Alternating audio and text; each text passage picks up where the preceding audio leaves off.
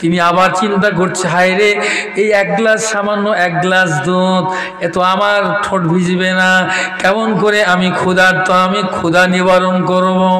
একজনকে খাওয়ানো হলো, আবার দ্বিতীয়জনকে খাওয়া। কি করলো? আব্দুল উজ্জা চলে গেলেন, নবীর দরবারে চলে গেল। নবীর দরবারে চলে গিয়ে ঈমানি কালেমা পড়ে মুসলমান হয়ে গেলেন। জোরে বলেন না। ঈমানি কালেমা যখন পড়ে গেল, কিন্তু চাচা হলো অমুসলিম, কিন্তু সে ইসলাম গ্রহণ করে নাই। আব্দুল উজ্জাকে বলতে লেগেছে, এ উজ্জা, কি বল রে বল, তো এই সয় সম্পত্তি কিছুই ভাগ তোর দেওয়া হবে না, তোকে বঞ্চিত করে দেওয়া হবে। তুই নাকি নবীর কাছে গিয়ে কালেমা পড়েছিস, শোনা যায়, শোনা যায়। কি পড়েছিস রে?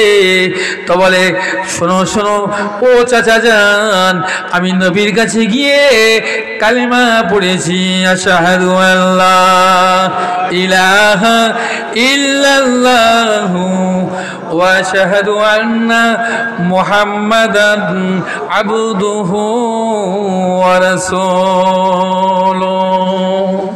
চাচা বলে, এই ভাগ তোকে দেওয়া হবে না, তোকে তেজ্য পুত্র করে দেওয়া হবে, কিছুই দেওয়া হবে না। কিন্তু আব্দুল উজ্জা কি করলো? কিছুই চাইলো না। চাচা গো চাচা, আমি কিছুই সম্পত্তির ভাগ চাই না, আমার কিছুই দিতে হবে না, হবে না। আমি যা কিছু পেয়েছি, আমার আল্লাহ খুশি হয়েছে। ও চাচা, আমার সম্পত্তির দরকার নাই, জমিনের দরকার নাই, আমি একমাত্র যার পাওয়ার জন্য আমি প্রত্যাশী, আমি আমার নবীকে পেয়েছি, আমি সরাসরি আল্লাহকে পেয়ে যাব। চাচা ওই সময় বললেন, তবে শোন, কাছে আয়, তোর হাতে যে ঘড়িটা আছে খুলে ফেল। ঘড়িটা দিয়ে দিল। তোর গায়ের জামাটা আছে খুলে দিয়ে দে। আব্দুল উজ্জা কি করলো? খুলে দিয়ে দিল। বলে, শুধু তাই নয়, তোর পরনের লুঙ্গিটাও খুলে দিতে হবে। বলে, চাচা যা বলবে তাই, আমি প্রস্তুত আছি, প্রস্তুত আছি। আমি আমার পরনের লুঙ্গিটাও পর্যন্ত তার চাচাও খুলে নিয়েছে। উলঙ্গ অবস্থা হয়ে গেল, ল্যাংটা অবস্থা হয়ে গেল, বেবস্ত্র যখন হয়ে গেল, ঘরের মধ্যে ঢুকে গেল।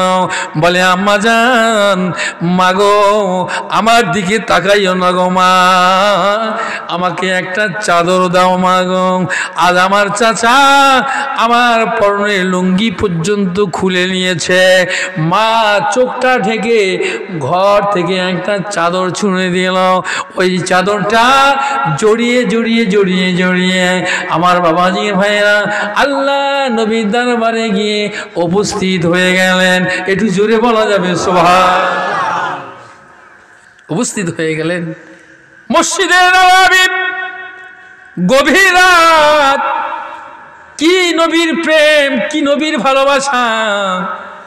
সম্পত্তির মায়া করলো না, তার মাও আছে তারও মায়া করলো না, কিছুই মায়া করলো না। যেতে হবে, যেতে হবে। আমি কালেমা যখন পড়ে নিয়েছি, নবীর দরবারে চলে গেলেন। হুজরা মোবারকের সামনে মসজিদে নববী আর আমার রসুলের ঘর পাশাপাশি পাশাপাশি। গভীর রাত, ওই আব্দুল উজ্জা চলে গেলেন, গিয়ে এমন করে কড়া নাড়াতে শুরু করে দিলেন। কে বাবা এত রাতে? কে কে? ওই সময় আল্লাহর নবী উঠে গেলেন, দরজা খুলে দিলেন। রাহমাতুল লিল আলামিন তিনি দেখছেন, বাবা শীতের রাত্রে উলঙ্গ অবস্থা, একটা ছোট্ট একটা চাদর কোনো রকমে ঢেকে রেখেছে। বারে শীতের সময় ঠকঠক করে কাঁপতে শুরু করে দিল। আল্লাহ নবী, আল্লাহ হাবিব বললেন, আব্দুল উজ্জা, তোমার এই দৃশ্য কেন, কি অবস্থা হয়েছে? ইয়া রাসূলুল্লাহ, ইয়া হাবিবাল্লাহ, আমার চাচা আমার পরনের বস্ত্র পর্যন্ত কেড়ে নিয়েছে, আমার সম্পত্তি সব কিছু ছেড়ে রেখে চলে এলাম। ইয়া রাসূলুল্লাহ, আপনার কদম মোবারকে। শীতের সময় কাঁপছে, টক টক করে কাঁপছে। আল্লাহ নবী চাদর দেওয়া হলো, চাদরটাকে দুটো ভাগ করা হলো, একটা পরে নিলেন আর একটা গায়ে দিয়ে দিলেন। আল্লাহর হাবিব আল্লাহ রাসূল দেখে টাস টাস করে চোখ দিয়ে পানি গড়িয়ে গেল। আমার নবী আমার রাসূলের আহা, আমার নবী ইসলামের প্রতি জন্য কি মহাব্বত, কি ভালোবাসা। সয় সম্পদ, জমিদারের ছেলে সব কিছু ছেড়ে আছে, একটা চাদর পরে আমার দরবারে এসেছে।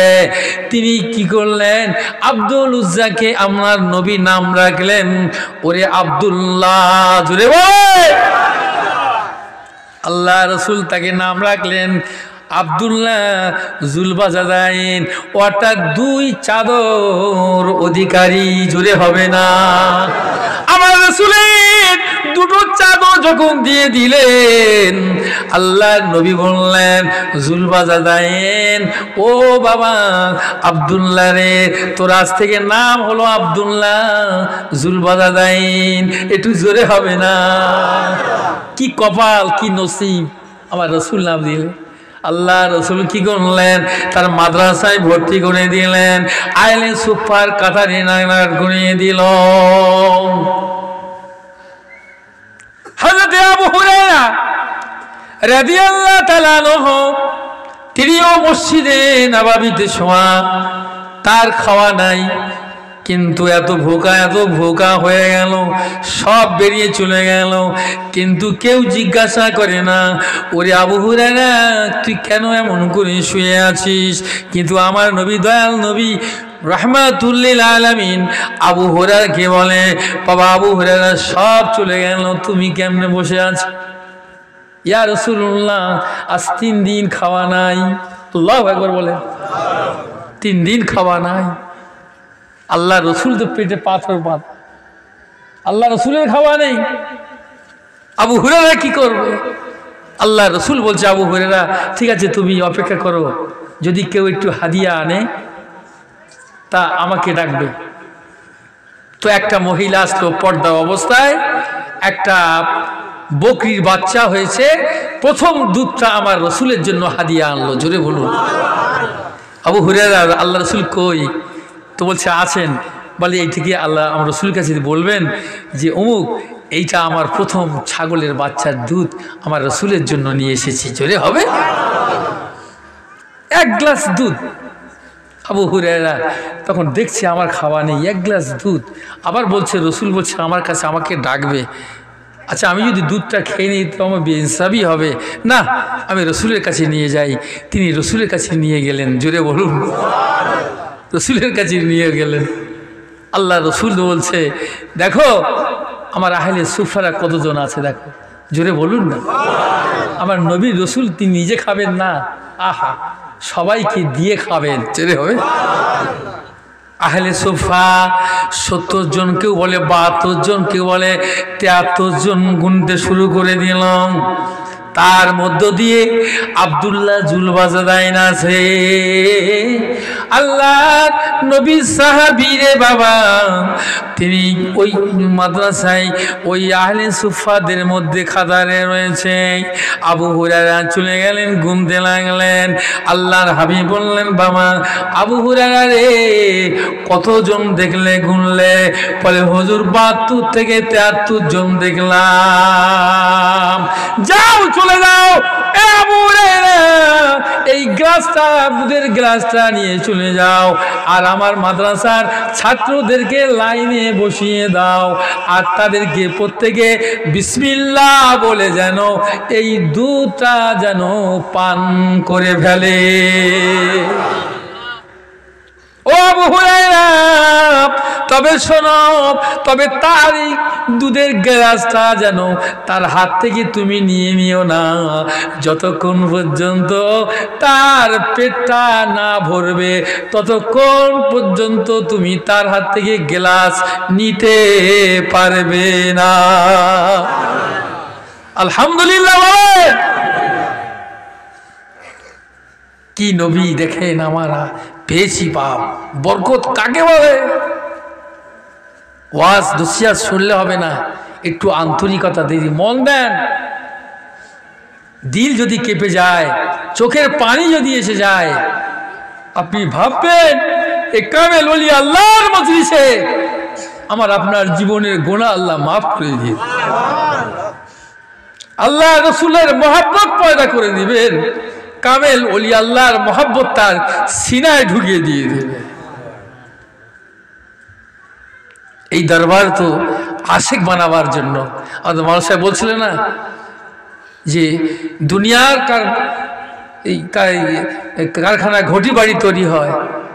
আমার ফুফিদা হুজুরগুলা বলতেন, সাবল সিং রহমতুল্লাহ আলাইহি, আর এ দরবারে আল্লাহর ওলি বানাবার কারখানা, ওলি তৈরি হয়ে যায়। হযরত আবু হুরায়রা রাদিয়াল্লাহু তাআলা আনহু তিনি একটা একটা করে লাইন দিয়ে সবকে দুধ খাওয়াচ্ছেন। তিনি আবার চিন্তা করছে, হায় রে, এই এক গ্লাস, সামান্য এক গ্লাস দুধ, এ তো আমার ঠোঁট ভিজবে না, কেমন করে আমি ক্ষুধার্ত, আমি ক্ষুধা নিবারণ করব। একজনকে খাওয়ানো হলো, আবার দ্বিতীয়জনকে খাওয়াচ্ছে, আবার তৃতীয়জনকে খাওয়াচ্ছে, এমন করে করে লাইন দিয়ে লাইন দিয়ে লাইন দিয়ে ৭৩ জনকে আবু হুরায়রা রাদিয়াল্লাহু তাআলা আনহু এক গ্লাস দুধটা ৭৩ জনকে পরিপূর্ণ করে পান করালেন। আল্লাহ নবী, আল্লাহর হাবিব বলেছিলেন, এ আবু হুরায়রা, এ আবু হুরায়রা, আর কেউ কোনো বাকি আছে নাকি? আর কেউ বাকি আছে নাকি? বলে, ইয়া রাসূলুল্লাহ, ইয়া হাবিবাল্লাহ, আমি আর আপনি বাকি আছি। জোরে হবে। আল্লাহ নবী বলেন, আল্লাহর হাবিব বলেন, আবু হুরায়রা, তুই তো বড় ভুকা, তুই তো বড় ক্ষুধা, আগে তুমি পান করে নাও, আমি পরে, আমি নবী রাসূলুল্লাহ পান করব। ইয়া রাসূলুল্লাহ, ইয়া হাবিবাল্লাহ, আমি পান যদি করি আবু হুরায়রা, দুধ তো আমি সব খেয়ে নেব, মাত্র তো এক গ্লাস, যদি শেষ হয়ে যায় আমার বেয়াদবি মাফ করে দেবেন, আমি লজ্জিত হয়ে যাব না, যেন আপনার দরবারে যেন লজ্জিত না হই। কেননা আমি আবু হুরায়রা, আমার বুকে এত ক্ষুধা, এত পেটে ক্ষুধা, এক গ্লাস দুধ যদি আমি খেয়ে নেই, হুজুর আমার বেয়াদবি মাফ করে দেবেন। আল্লাহ নবী বলেন, ঠিক আছে আবু হুরায়রা, তুমি আগে দুধটা পান করো, তবে আমি নবী রাসূলুল্লাহ তোমার পরে আমি পান করব। মেহমানদেরকে আগে খাওয়াও, তারপর মেজবান খাবেন। বাড়িওয়ালা আগে মেহমানদেরকে খাওয়ায় না বাড়িওয়ালা আগে খায়? কথা বলেন না, মেহমানদের আগে। এটা আদর্শ আমার রসুলের, সাহাবীগণদের, কামেল ওলি আল্লাহ গণদের। জোরে হবে। এই আদর্শ রয়েছে হাক্কানি দরবার, এই আদর্শ হাক্কানি দরবার থেকে পাওয়া যায়। আমার ভাইজানেরা, আল্লাহ নবী বললেন, আল্লাহর হাবিব বললেন, ও আবু হুরায়রা, পান করো তুমি। বলে, হুজুর লজ্জিত হলে আমি কিছু করতে পারবো না, আমি আবু হুরায়রা, আমি এত ক্ষুধা, এক গ্লাস সব দুধ খেয়ে নেব। বলে, ঠিক আছে খাও, পান করো বাবা। তিনি পান করতে লাগলেন, পান করতে লাগলেন, করতে করতে করতে করতে করতে করতে তার উদার পূর্ণ হয়ে গেল, আর খেতে পারলো না, আর খেতে পারলো না। এই সময় আল্লাহর হাবিব জিজ্ঞাসা করছে, রে আবু হুরায়রা, আর তোমার কি খাওয়া হয়েছে? আর গ্লাসের দুধ কি অবশিষ্ট আছে? আবু হুরায়রা বলেন, ইয়া রাসূলুল্লাহ, হাবিবাল্লাহ, যেমনিগার গ্লাসের দুধ তেমনি রয়ে গেছে। আর একবার জোরে হবে না? কি নবীর মজেজা, আমার রসুলের কি মজেজা, কি বরকতওয়ালা। বোম্বাই ইউনিভার্সিটিগুলো হচ্ছে হাক্কানি আঞ্জুমানের একটা কর্মী, খাদেম, বাবুর্চি, পুশিদা সাবল সিংপুর রহমতুল্লাহ আলাইহির তখনই জামানায় কথা বলছি, মার্কি স্ট্রিট তখন বলছে, হুজুর বোম্বাইতে আমরা 200-250 লোকের এস্টিমেট করা হয়েছে, রান্না হয়েছে, 200-250 লোক, এই 2 হাঁড়ি দু হাড়ি কত লোক খায়? 250 তো নাকি কি ভাই? 2 হাড়ি কর্মা বা তাবারুক কত লোক খেতে পারে? কত লোক? হ্যাঁ 500 লোক, তাই তো? 2 হাড়ি 500 লোক, এই 2 হাড়িতে করেছে। কিন্তু দেখা গেল সেখান থেকে ফোন হচ্ছে, হুজুর আমরা তো 2টো হাড়ি করেছি 500 লোকের, কি 250, 500, 300, 400, 500 লোকের, কিন্তু এখন দেখা যাচ্ছে লোক এত এসে গেছে, প্রচুর মজলিসে জায়গা দেওয়ার মতো নেই, আমরা কি করব হুজুর? আর তো এর রান্না করার কোনো পরিস্থিতি নেই। পুশিদা সাবল সিংহপুর রহমতুল্লাহ আলাইহ তিনি বলছে, বাবা আল্লাহর উপরে ভরসা রাখো, জোরে বলুন। আর সিন্নি চাপাতে রাখবে, আর বিসমিল্লাহ বলে সিন্নি খুলবে এক সাইডে, ডান সাইড দিয়ে হাক্কানি দরুদ শরীফ পড়তে পড়তে সিন্নি খুলতে থাকবে, ডান দিক থেকে খুলতে থাকবে, জোরে হবে না? দেখা যায় কি বরকতওয়ালা কামেল মুর্শিদের কথা দ্বারাতে দেখা গেল 500 লোক সেখানে 800 থেকে 1000 লোক তাবারু খেয়ে নিয়ে গেল। কি বরকত তিনি! এটাই হলো বরকতি। এই ইয়াকিন, এই বিশ্বাস তুমি রাখতে হবে। হযরত আব্দুল্লাহ জুলবাজারাই ওই আইনে সুপ্পা মাদ্রাসায় ভর্তি যখন হয়ে গেল, তিনি কোরআন শরীফ তেলাওয়াত করছেন, জোরে জোরে তেলাওয়াত করছে। সব সাহাবীরা বলে, ইয়া রাসূলুল্লাহ, হাবিবাল্লাহ, এই জুলবাজাই আব্দুল্লাহ ডিস্টার্ব করছে আমাদের, জোরে জোরে কোরআন তেলাওয়াত করে, আমাদের খুব খারাপ লাগে, চিল্লায় চেঁচায়।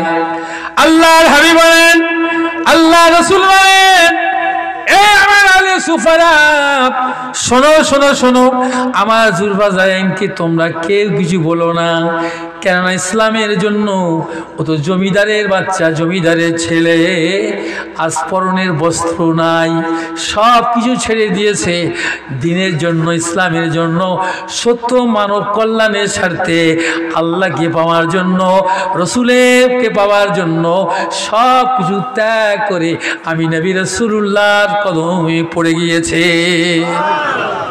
একে বলতে যাও না, যুদ্ধ সংগ্রাম হবে, যুদ্ধ হবে। আমার রাসূল কি করলেন? আলোচনা শুরু করতে লাগলেন, কে কি দিবে, কে কি নিবে, কে কিভাবে পরিচালনা করবে, সব যুক্তি পরামর্শ হচ্ছে। আবু বকর এই দেবেন, ওমর ফারুক এই দিবেন, হযরত আলী দিবেন, হযরত সাদ এই দেবেন, হযরত এই সমস্ত সাহাবীরা কি কি দিবেন, পরামর্শ হতে লাগলেন। আর জুলবাজাদাইন আব্দুল্লাহ আল্লাহ রসুলের কাছে খালি যাচ্ছেন, মুখের ধারে গিয়ে বলছে, ইয়া রাসূলুল্লাহ, আমি কি ইসলামের জন্য, জিহাদের জন্য আমি কি কিছু দিতে পারবো না? চলে বলুন। সাহাবী বলছে, তোর পরনের বস্ত্র নেই, তুই কি দিবি, কি দিবি? আল্লাহ রসুল বলেন, আল্লাহর হাবিব বলেন, ও আব্দুল্লাহ রে, তোকে কিছু দিতে হবে না। ও আব্দুল্লাহ রে, আব্দুল্লাহ তখন বলতে লেগেছে, ইয়া রাসূলুল্লাহ, হাবিবাল্লাহ, দিনের জন্য যখন আমি বেরিয়ে পড়েছি, সয় সম্পদ সব বিসর্জন দিয়েছি, আল্লাহকে রাজি খুশি করার জন্য, ইসলামের জন্য, ন্যায় কল্যাণের জন্য যখন আমি বার হয়ে গেছি, ইয়া রাসূলুল্লাহ, আমার তো কোনো সামর্থ্য কিছুই নাই, আমার তো কোনো টাকা নাই, আমার তো কোনো পয়সা নাই, ইয়া রাসূলুল্লাহ, ইয়া হাবিবাল্লাহ, আমি শুধু একটু জিহাদের মাঠে যেতে চাই, আমি জিহাদের মাঠে গিয়ে শহীদ হতে চাই। একটু জোরে হবে। আল্লাহ নবী তখন বললেন, ও আব্দুল্লাহ জুলবাজাদাইন রে, তোর নিয়তটা আল্লাহ তাআলা কবুল করে নিয়েছে। ও আব্দুল্লাহ রে, তুই জিহাদে যদি যাস আর না যাস, তোর যদি ঘরে ওই বিছানায় যদি মৃত্যু হয়ে যায়, তোর ঘরে যদি মরণ হয়, আমার আল্লাহ তাআলা তোর জিহাদের নেকির সব তোর নামে আমলে দান করে দিবে।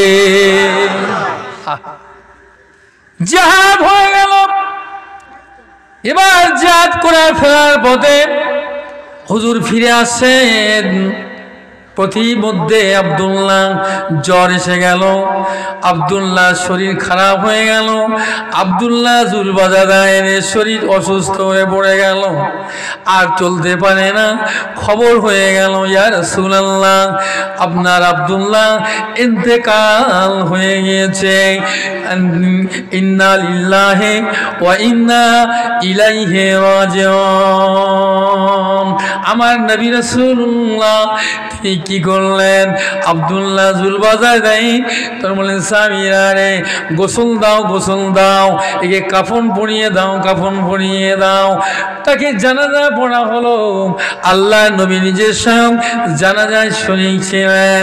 আল্লাহ রাসূল বললেন, এ আবু বকর তুমি একদিকে ধরো, ওমর তুমি একদিকে ধরো, আমি নবী রাসূলুল্লাহ মাঝখানে আমি নামবো, তোমরা কেউ নেব না, নেব না। আমি জুলবাজারের তার মায়েরটাকে লাশ মোবারকটা আমি নবী রাসূলুল্লাহ নিজে কবরে নামাবো। জোরে হয় কি মহব্বত, ভালোবাসা। আমার ভাই জানেরা, ও যুবকেরা, জওয়ানেরা, মুরব্বিয়ানেরা, পর্দার শিরি মা বোনেরা, গভীর মনোযোগ, যদি মনোযোগ দেন আপনারা বুঝতে পারবেন কি আশিক ওয়ালা ছিল, কি দিলওয়ালা ছিল, কি কপালওয়ালা ছিল, কি নসিব তার ছিল রে বাবা। আল্লাহর নবী যখন কবরে রাখছে, আমার আল্লাহর কাছে দোয়া করছে, গো আল্লাহ, ও আমার আল্লাহ, আব্দুল্লাহ জুলবাজাইন তার আল্লাহ তার প্রতি আমি রাজি, আমি খুশি হয়েছি। আগো আল্লাহ, আল্লাহ আমার জুলবাজাদাইনের আল্লাহ তার প্রতি আল্লাহ তুমি খুশি হয়ে যাও। জোরে হবে না? হযরত সাদ ইবনে ওয়াক্কাস রাদিয়াল্লাহু তাআলা আনহু তার মাঝে তিনি চিৎকার করে উঠে বলতে লাগলো, হায় রে, চিৎকার করে বলছে, এ আব্দুল্লাহ রে, তোর জায়গাটা যদি আজ আমার হতো, কত না আমি নসিবওয়ালা হতাম। আজকে আমার নবী রাসূলুল্লাহ তোর প্রতি রাজি হয়ে গিয়েছে, আল্লাহ তোর প্রতি রাজি খুশি হয়ে গিয়েছে। আল্লাহকে রাজি খুশি করতে গেলে তার ত্যাগের দরকার, সাধনার দরকার আছে। আজকে বর্তমান জামানার কামিলিন গদ্দিনশীল মাস্টার সাহেব দামাত বরকাতুহু আলিয়া কত আল্লাহর ওলি, আজ কত বড় সাধনা তিনি করেছেন। আজ হাক্কানি আঞ্জুমানের তিনি খেদমত করেছেন। তিনি ম্যানেজার ছিলেন, হুজুরের শরীর অসুস্থ, হুজুর ডেকেছেন, পুশিদা সাবর শিবপুর রহমতুল্লাহ ডেকেছেন, মাস্টার সাহেব চলে আসেন, চিঠি লিখতে হবে, মানে নানান রকম বিভিন্ন জায়গায়। তো হুজুর আমার পেশাব পায়খানা বেগ পেয়েছে, এত শরীর খারাপ, উঠতে পারে না, হাতের পানি শুকাচ্ছে না, কি করে যাবেন? আহা, হুজুর ডেকেছেন, তিনি যাওয়ার জন্য তবলি তবলা গুছিয়েছেন, রেডি হয়েছেন, মার্কিস্ট্রি চলে যাবেন। পুশিদা সাবর সিংপুর রহমতুল্লাহ ডেকেছেন বলে বিবি ছেলেরা বলছে, কেমনে যাবে, তুমি তো, তোমার পায়খানা তো লাগছে, রাস্তায় যদি পায়খানা হয়ে যায়। বলছে, না, আমার মুর্শিদ যখন ডেকেছে, ইনশাআল্লাহ তাআলা আল্লাহ পাক আমাকে হেফাজত দান করে দেবে। তা তিনি চলে গেলেন, দরবারে চলে গেলেন। তিনি বলছেন যে আমার মুর্শিদ যখন আমাকে ডাক দিল, আমার হাতের পানি শুকায় না, আর মুর্শিদ যখন ডাক দিল, দেখা গেল একটু পেশাবের রাস্তায় বেগ পর্যন্ত আমার পাতে পেতে হয়নি। একটু জোরে হবে? হুজুরের হাতের লেখা এত টাইপ, কম্পিউটার হেরে যাবে, এত সুন্দর লেখা। পুশিদা হুজুর কেবলা সাবর শিবপুর রহমতুল্লাহ আলাইহি তিনি তার হাত ধরে বলছে, মাস্টার সাহেব এই হাতে এত সুন্দর লেখা, জোরে বলুন। হাতে হাত দিয়ে বলছে, আমার বর্তমান হুজুর কেবলার হাতে হাত দিয়ে বলছে, সাবর শিবপুর রহমতুল্লাহ বলছে যে, মাস্টার সাহেব এই হাতে এত সুন্দর লেখা, এত সুন্দর লেখা, টাইপ হেরে যাবে। চিন্তা করতে পারে? আল্লাহ নবী, বিশ্ব নবী, দয়া নবী রাহমাতুল লিল আলামিন মক্কা ছেড়ে তিনি মদিনায় চলে যাবেন। কাফেরদের অত্যাচার আর সহ্য হচ্ছে না। আল্লাহর হুকুম হয়ে গেল, আমার হাবিব গো এই মুহূর্তে মক্কা ছেড়ে মদিনায় চলে যাও।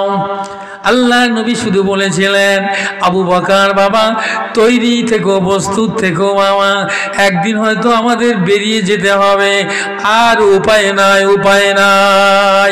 কোন দিনে যেতে হবে, কখন যেতে হবে, কি বারে যেতে হবে, কোন সময় টাইম নির্ধারণ কিছু বলেন নাই, শুধু বলেছেন বাবা আবু বকর রে তুমি তৈরি থেকো বাবা, হয়তো আমাদের মক্কা ছেড়ে মদিনায় চলে যেতে হবে। এই কথা বলার পরে হযরত আবু বকর রাদিয়াল্লাহু তাআলা আনহু তার খাওয়া দাওয়া কিছু সব কেড়ে নিয়েছে, তার আরাম নাই, ঘুম বলে কিছুই নাই। হযরত আবু বকর সিদ্দিক রাদিয়াল্লাহু তাআলা আনহু তিনি কি করলেন, দরজার বালের উপরে পিঠটা লাগিয়ে দাঁড়িয়ে দাঁড়িয়ে তিনি ঘুমাতেন। একটু চিল্লে বলা যাবে সুবহান।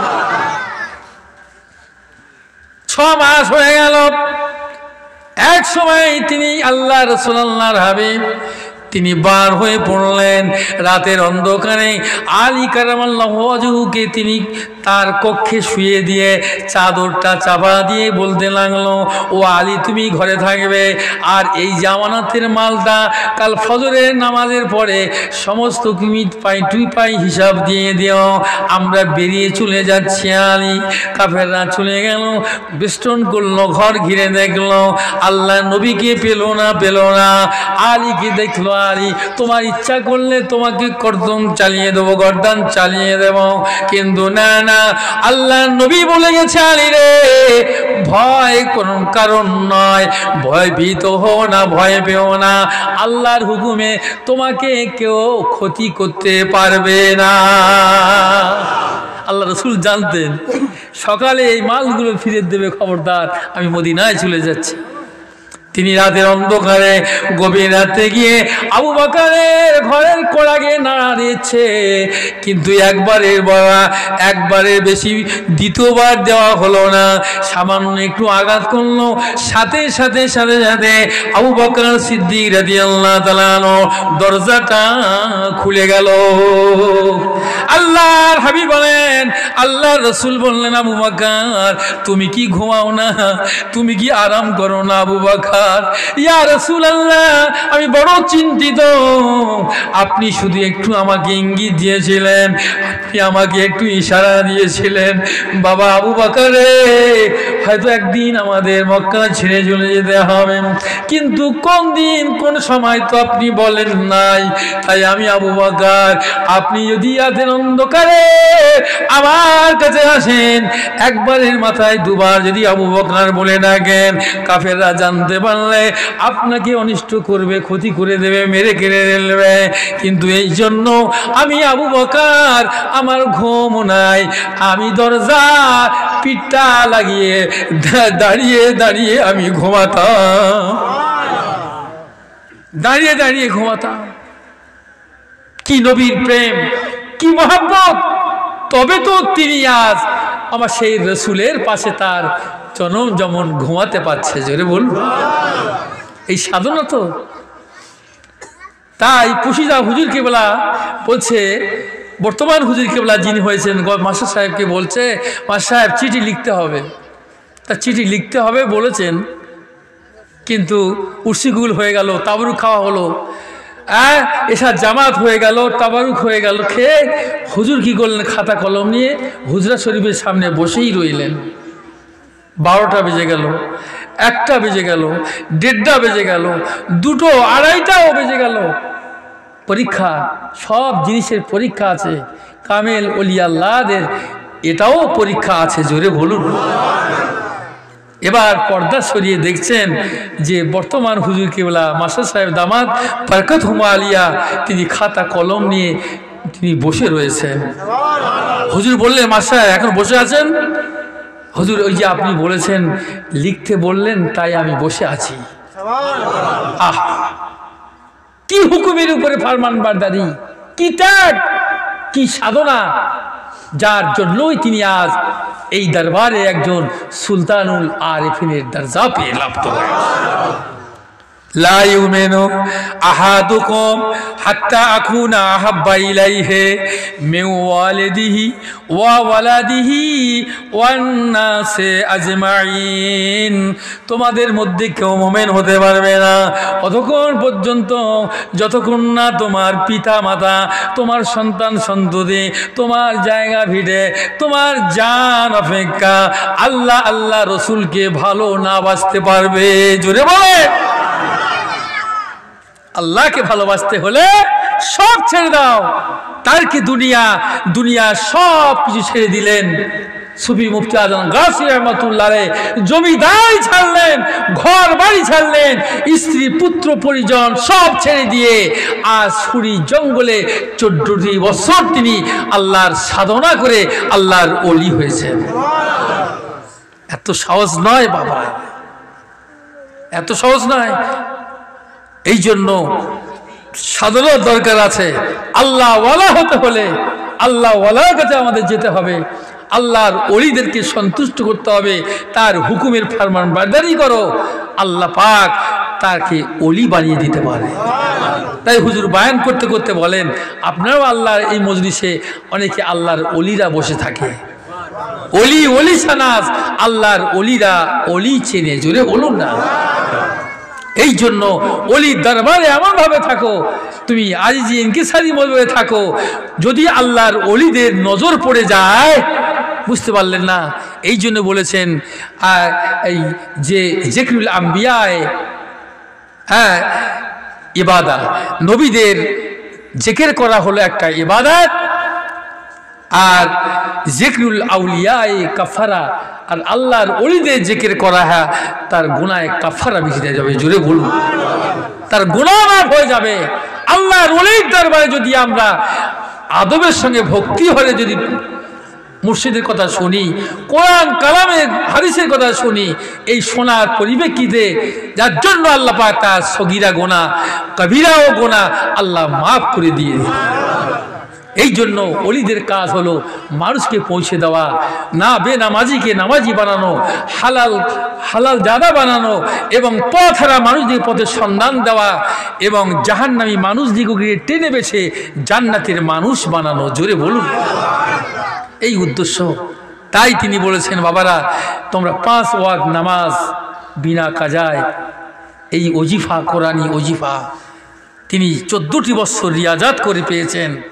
তোমরা যদি এই ওজিফা পড়ো, ছোট্ট একটা ওজিফা হতে পারে, এর মানে বড় ব্যাপক অর্থ যে সামান্য ওজিফা নয়।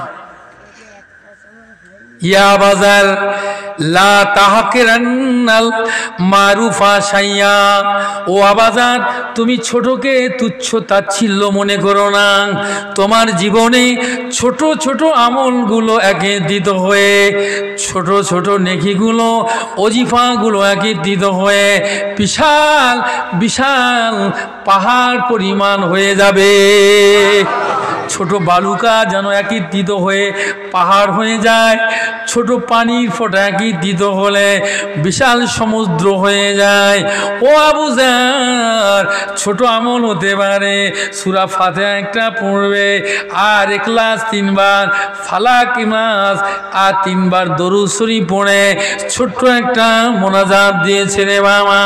এই আমলটা যদি তোমরা আমল ওজিফাটা আমল করো, আল্লাহ রাসূল তিনি বললেন, আবু যারকে বলেন, ও আবু যার ছোট আমল হতে পারে, এই ছোট আমলটা একত্রিত হয়ে হয়ে হয়ে হয়ে হয়ে তোমার জীবনে এই আমলটা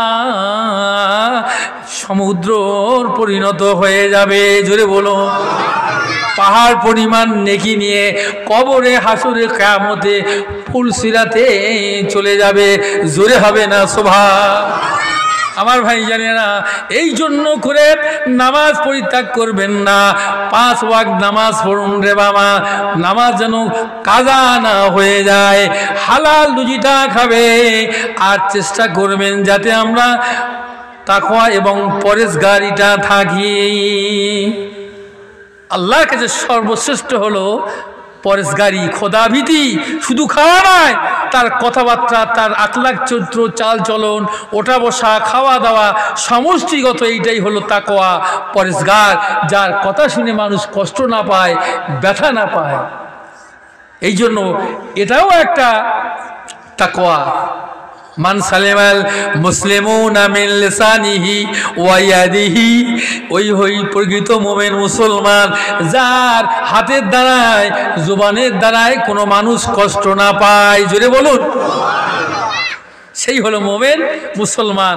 আমার মুর্শিদ তাইও বলেছে, তোমরা সেই প্রকৃতি মোমেন মুসলমান হও, এক অপরকে ভালোবাসা শেখো, এক অপরের উপরে শ্রদ্ধাভাজন হও, তাকে ভালো কথা বলো এবং তার দিনের কথা শিখাও, তাকে ওজিফার কথা বলো।